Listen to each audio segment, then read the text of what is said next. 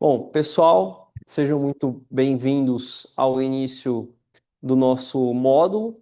Serão dois módulos que eu lecionarei para os senhores neste ambiente virtual. Será o módulo de prática jurídica, que será realizado extracurricular com a realização e a elaboração de peças práticas, bem como, eventualmente, também o acompanhamento de audiências. E também haverá a matéria de prática que eu ensinarei, passarei para os senhores o conteúdo, tanto o conteúdo teórico quanto o conteúdo prático. Todas as peças que serão exigidas serão tratadas aqui neste ambiente virtual com as aulas gravadas, tá bom? Então, muito prazer, meu nome é João Luiz Martins Teixeira Soares, sou formado em Direito aqui pela IT, mestre também em Direito aqui por esta casa e atualmente estou no programa de doutorado aqui. E aí, tenho a honra de lecionar esse módulo para os senhores de prática jurídica, né? Prática Forense 2, que será voltado para a prática civil. Eu também leciono aqui a matéria de prática trabalhista. Então, vamos iniciar falando, primeiramente, neste primeiro bloco, do conteúdo programático. Pois bem, como já dito, né, o nosso módulo aqui, ele é dividido em dois, núcleo de prática jurídica e prática forense. Serão duas notas. As notas do núcleo serão compostas pelas peças que os senhores farão e me entregarão. E eu farei a correção de peça por peça, cada uma tendo uma nota. E a matéria de prática será com base nas provas, né, nas atividades avaliativas passadas aqui no decorrer do módulo. Então serão basicamente duas notas que os senhores terão com este módulo, tá? Vamos trabalhar nesse módulo a questão da representação processual em juízo, né?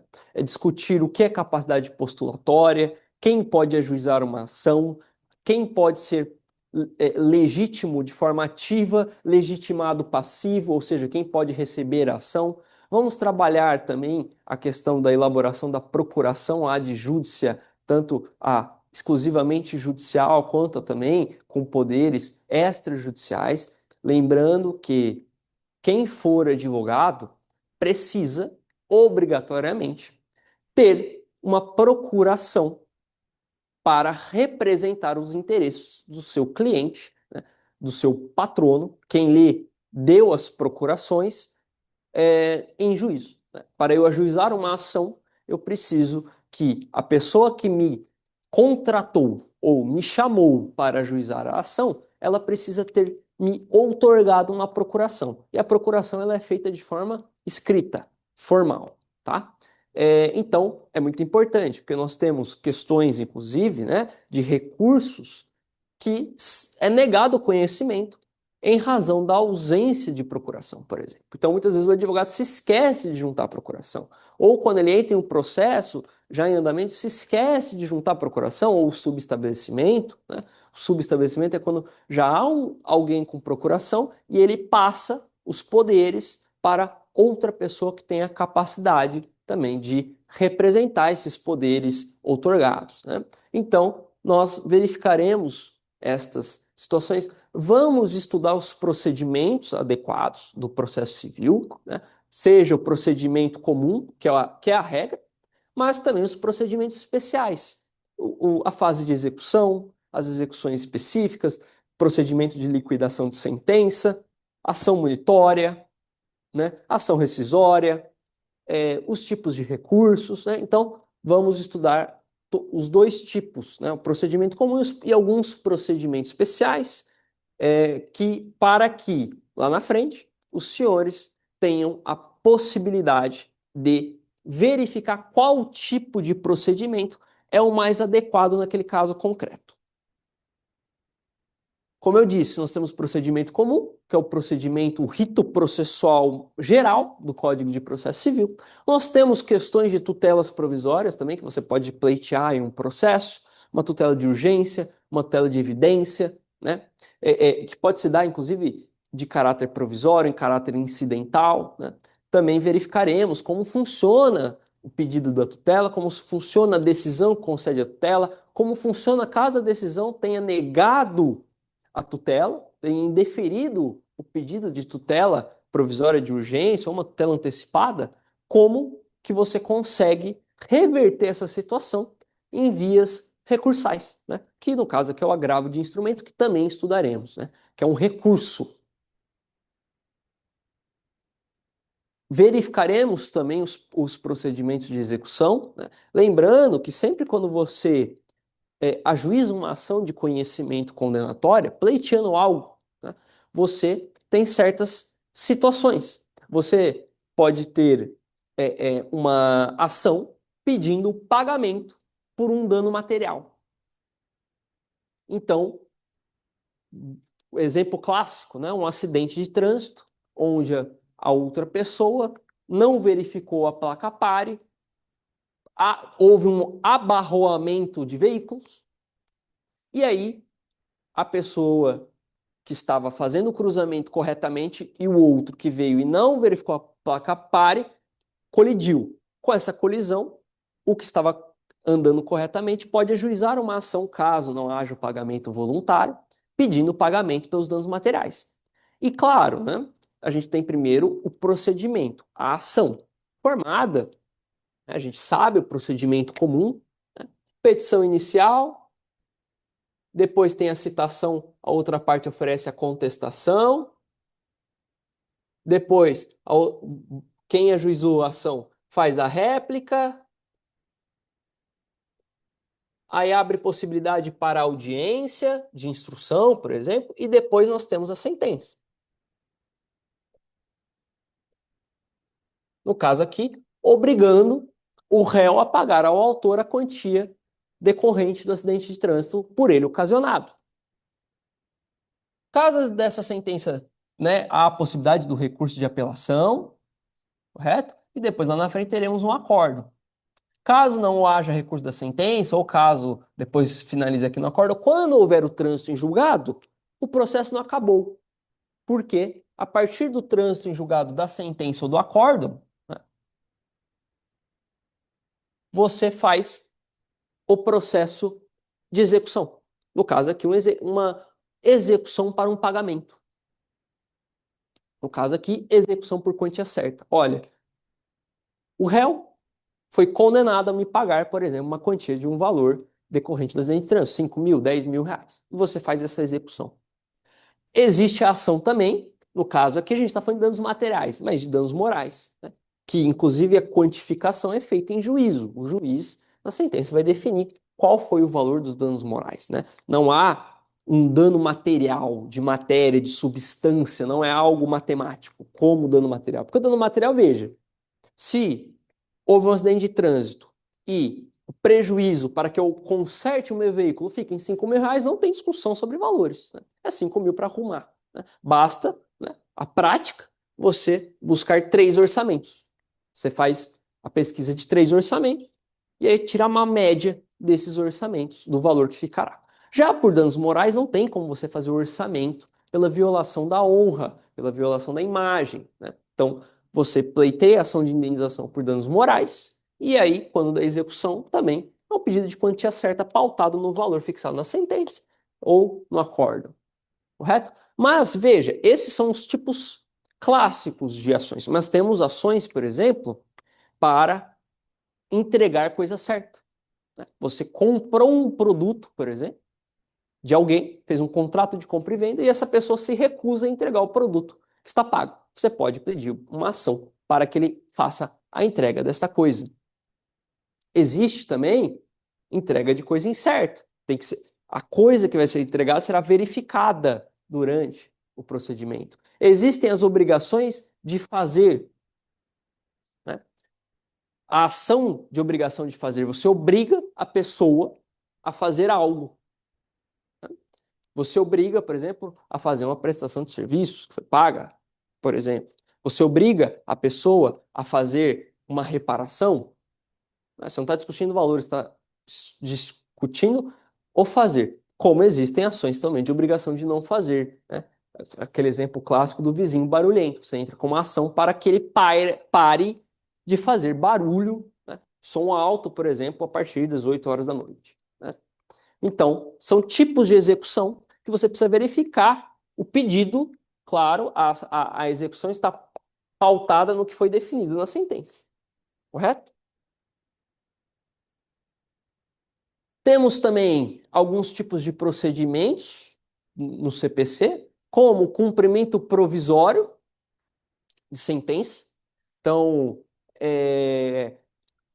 ainda que haja o recurso, você pode executar a sentença provisoriamente sem necessidade de trânsito em julgado, né? É o exemplo clássico quando, por exemplo, o objeto do recurso é outro, né? Então, o caso do acidente de veículo, o juiz condena a pessoa a pagar 5 mil pelo acidente do veículo, mas tem um outro pedido, por exemplo, a questão da indenização por danos morais, porque houve ali uma discussão. Vamos supor que a pessoa que perdeu a ação recorreu somente da discussão dos danos morais. Dos danos materiais ela deixa de recorrer. Neste momento, houve aqui, né, uma estabilização dos danos materiais. Então você pode já executar direto os danos materiais enquanto se discute a questão dos danos morais, por exemplo, tá? Temos também o cumprimento definitivo de sentença, que é aquele quando já transitado em julgado, né? Seja da exigibilidade de obrigação de pagar, seja da exigibilidade da obrigação de fazer ou de não fazer, e, inclusive, aqui um exemplo de obrigação de cumprimento definitivo também é a obrigação de prestar alimentos, né? A famosa ação de alimentos, para que o pai faça o pagamento da pensão para o filho, né? É um exemplo clássico de ação que se verificará no ambiente civil e principalmente no âmbito do direito de família. Temos também aqui o cumprimento de sentença que reconhece a exigibilidade da obrigação de pagar a quantia certa, como eu disse, exigibilidade de obrigação de fazer ou não de fazer. E aí temos alguns procedimentos especiais que, se nosso planejamento der certo, vamos verificar. Primeiro, ação de consignação em pagamento. É o exemplo de ação que você ajuiza, né? Precisa ser pago um valor e você não sabe para quem fazer aquele pagamento, sob pena de lá na frente poder ser alvo de uma ação judicial, né? Porque a gente sabe que no direito quem paga errado paga duas vezes. Então você não sabe, né? Como que, né? Você pode perguntar, professor, mas como eu não sei quem eu vou pagar? Vejamos uma situação em que a pessoa que você precisa fazer o pagamento, essa pessoa faleceu. E essa pessoa faleceu, você não sabe quem são os herdeiros, você não consegue, então você faz uma ação de consignação em pagamento para que o juiz, né, você deposita o valor para que, entregando para o juiz, dizendo, olha, excelência, verifique quem vai receber e quem tem direito a receber esse pagamento, porque eu não sei, e aí para evitar que lá na frente algum herdeiro venha me cobrar deste pagamento, né, estamos até com uma situação um tanto quanto parecida no escritório, em que uma ação muito antiga, o cliente veio a receber, né? A ação, para os senhores terem uma ideia, é de 2012, algo assim, né? Uma execução contra a Fazenda Pública. E aí, o cliente está para receber. Descobrimos que o cliente faleceu, porque você vai perdendo contato, porque o processo ficou muito tempo parado, aquela coisa, e estamos indo atrás dos herdeiros. Caso não seja possível localizar, teremos que levantar esse pagamento e fazer, por exemplo, uma consignação em pagamento para verificar quem que vai receber esse dinheiro, porque, né, evidentemente, o advogado não pode ficar com o dinheiro que é do cliente, né? Se o cliente faleceu, tem os herdeiros e alguém, né, relacionado àquela pessoa terá que receber. A ação de exigir contas, né, a famosa ação de prestação de contas, então, envolvendo aí muitas vezes sócios, né, ou ex-sócios, né, de dizer, olha, né, que foi feito com o dinheiro da empresa, né?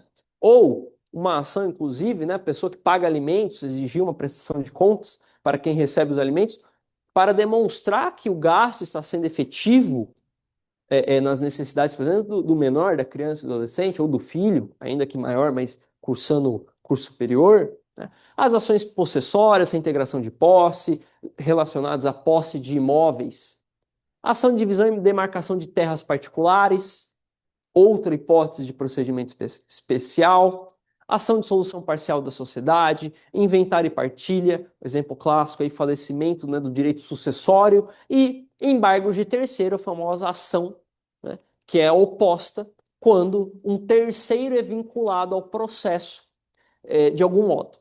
Então, por exemplo, o exemplo clássico que nós temos dos embargos de terceiro é quando um terceiro ele há uma execução, por exemplo, contra algum parente, o pai, a mãe, e aí por algum erro bloqueia-se o valor daquele terceiro.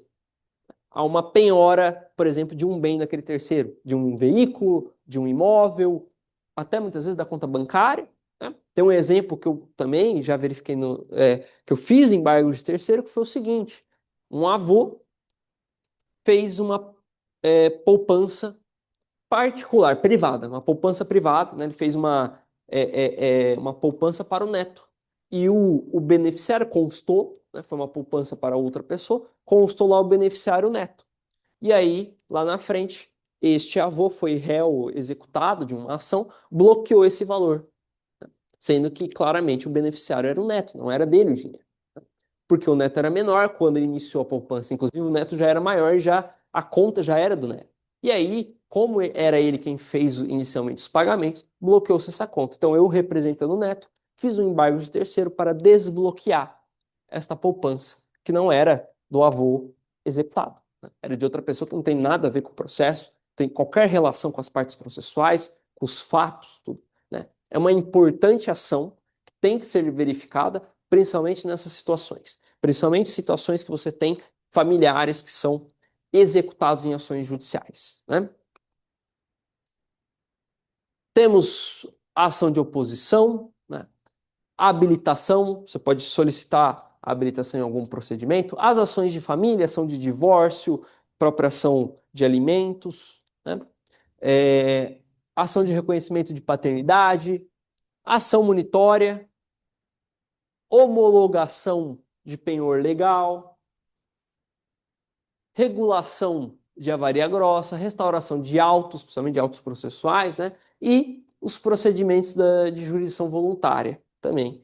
Existe, o procedimento especial. Então, são muitos, como vocês podem verificar, e vamos estudar inicialmente o procedimento comum, que é a regra, e depois vamos para os procedimentos especiais. Quando da resposta do réu, em uma ação judicial, nós temos, né, inicialmente, a gente estava verificando todas essas ações, são ações que se iniciam com uma petição inicial, né, que a gente vai verificar que é a estrutura. Quando o réu citado, ele pode oferecer a contestação. Dentro da contestação, ele pode pedir, por exemplo, a reconvenção ou o pedido contraposto.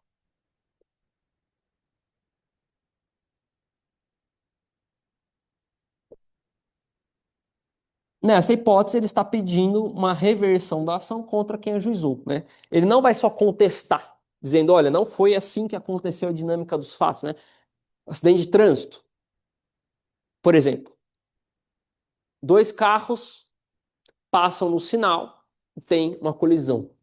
Esse aqui é a juização dizendo, olha, ele precisa pagar o meu carro porque ele passou no sinal vermelho. O sinal estava verde para mim. E aí esse daqui apresenta a contestação dizendo, olha, não era o sinal vermelho que estava para mim, o sinal vermelho estava para ele, o sinal para mim estava verde. Então você tem uma contestação fática. E aí, a partir dessa contestação fática, dizer, olha, eu não tenho obrigação de pagar nada para ele, porque ele passou no sinal vermelho. E ele vai pedir a reconvenção dizendo, olha, e por ele ter passado no sinal vermelho, ele que tem que fazer o pagamento para mim. Então, ao invés de aguardar que a ação termine para que ele ajuize a ação, ele já faz direto aqui uma reconvenção. Caso não haja contestação, revelia e presume-se verdadeiros os fatos alegados na petição inicial, salvo principalmente quando matéria de ordem pública, que o juiz pode reconhecer de ofício, como prescrição, por exemplo, e também quando houver prova documental contrária à situação fática. Ainda que haja revelia, é possível sim apresentar documentos que demonstrem que a situação aqui fática não ocorreu efetivamente. Então, é uma presunção de veracidade relativa, não é absoluta. Temos aqui os recursos, né? O primeiro recurso que vamos verificar é o recurso de apelação. Quando da sentença, você faz um recurso de apelação para o segundo grau. O agravo de instrumento é o recurso cabível contra decisões interlocutórias. Então vamos supor que aqui dentro desse processo houve uma decisão interlocutória aqui que negou uma liminar, por exemplo. Aí a parte que teve a liminar negada faz o agravo de instrumento para o tribunal e aí o agravo corre em um processo apartado. Enquanto o agravo vai sendo analisado, esse processo não foi suspenso, continua. O agravo interno, geralmente cabível contra decisões interlocutórias, ou melhor, né, contra decisões monocráticas proferidas em tribunais com mais de mais de um integrante. Então, um tribunal, por exemplo, uma câmara, né, você vai lá e o desembargador dá uma decisão monocrática, você pode fazer o agravo interno. Né? Tem que se verificar sempre os requisitos processuais dentro do CPC e do regimento interno dos tribunais. O embargo de declaração, né, o famoso e judiado embargo de declaração, cabível quando verificada omissão, contradição, obscuridade, né, por parte de uma decisão proferida por o juiz. Seja uma decisão interlocutória, seja uma sentença, é cabível embargo de declaração. Recursos para o Supremo Tribunal Federal, né, como, por exemplo, o recurso ordinário ou o recurso extraordinário, quando se verificar aqui de um acórdão, né, sempre cabível contra, né, os recursos excepcionais, tal qual também o, o agravo interno, né, eles são cabíveis quando proferido por decisões de tribunal, né, não por decisões monocráticas, então por decisão de um colegiado, né? E aí, o recurso extraordinário é cabível, então, contra a sentença não é possível.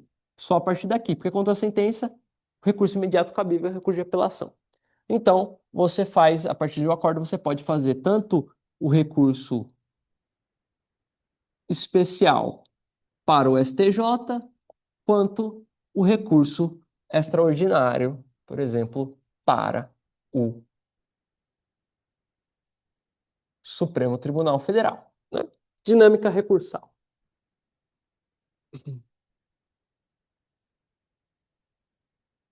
Vamos verificar algumas situações relacionadas hoje ao processo digital eletrônico, né? Vou tentar falar algumas coisas, principalmente aqui, uma mudança específica aqui no Tribunal de Justiça do Estado de São Paulo, da mudança do ESAGE para o EPROC, né? Vamos tentar trabalhar algumas coisas disso. Verificar as legislações relacionadas ao peticionamento eletrônico, formas de acesso aos tribunais, formas de acesso às senhas PIN ou PUC do certificado digital, que é obrigatório, né? Hoje, no momento que você tira a OAB, hoje, sem o certificado digital, sem o seu certificado digital e o seu token, que é um pendrive para fazer assinatura digital eletrônica, você não consegue advogar em litígios judiciais, né? É dizer, ainda que você tenha OAB, ainda que você tenha feito o curso de direito, sido aprovado nas duas fases da OAB, tendo a sua pedido de inscrição deferido pela subseção, né, no caso, né, pela subseção, você pleiteia perante a subseção, eles mandam lá para seccional, ainda que tudo isso tenha acontecido, você pega a sua carteira, seu número, você está habilitado para advogar, mas só com a carteira, sem o certificado digital, sem o seu token, você não consegue protocolar petições, você não consegue acessar processos judiciais em alguns sistemas, né? Então, você quase que não consegue advogar. Você consegue fazer atividades extrajudiciais, consultar processos, né, até participar de audiências, mas o principal, que é aquilo que você aprende na faculdade de fazer ações, ajuizar ações, né, remédios constitucionais, você não conseguirá fazer, né? Claro que o habeas corpus você não precisaria, porque o habeas corpus qualquer do povo pode fazer. Como funciona essa aquisição desse certificado digital, como é uma assinatura digital eletrônica, como peticionar digitalmente, né? Verificaremos também o uso aqui de petição inicial, petição intermediária e consulta de processos no ESAGE. Tá? Teremos aqui também a obrigação, que eu passarei depois, da obrigação de realizar audiências, participar de audiências. No caso aqui serão duas audiências. Uma audiência de conciliação e uma audiência de instrução, podendo essa audiência ser online, você participar da audiência de forma online, mas em tempo real. Não pode ser audiência gravada, né? Ah, eu vou assistir uma audiência gravada. Não, tem que ser audiências em tempo real, com o nome na ata lá da audiência e tudo mais. Caso, evidentemente, né, não seja possível a ata, a mera comprovação de que foi numa audiência real, com print da tela, esse tipo de coisa, já é o suficiente. Então, será obrigatório, sim, até o final do ano, aqui até o final do nosso módulo, tá? Que é anual, você assistir duas audiências, uma de instrução e julgamento e uma de conciliação. Sendo que conciliação é bem mais rápido, né?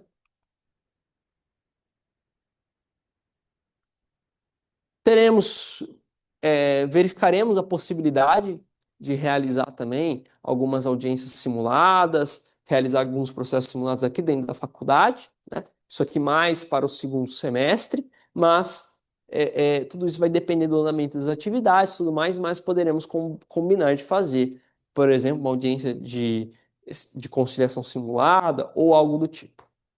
Bom? E relatórios também de processos que vamos aprender a fazer, né? Pegar um processo e fazer um relatório, né, do que aconteceu, quem é o autor, quem é o réu, qual que é o pedido, como foi julgado, como que ficou e tudo mais. Aqui, algum, alguns livros, né? Procedimentos especiais do Marcato, outro livro do Marcato, Código de Processo Civil Interpretado, Humberto Teodoro Júnior, né? Autor de processo civil aqui, algumas, basicamente a bibliografia elementar do curso, né? Manual de Direito e Processual Civil do Daniel Amorim, Prática no Processo Civil do Gediel Claudino, manual de prática jurídica também, manual de prática civil, né? Técnicas de sentença civil, Código de Processo Civil comentado e, claro, a utilização do vadimeco, né? Ou da legislação seca é sempre muito importante durante as aulas para ir acompanhando os dispositivos e principalmente para fins de segunda fase da OAB, já ir pegando o jeito de como fazer a consulta ali no código e na legislação seca. Correto, pessoal? Então ficamos aqui neste primeiro momento com o conteúdo programático, tá bom? Logo mais será disponibilizado esses slides, como também o slide do conteúdo programático e quando me retornarem, o caderno de prática deste módulo. Bom, fico por aqui. Na próxima aula já vamos começar a iniciar o conteúdo, iniciando-se, falando-se de petição inicial, principalmente. Bom, muito obrigado.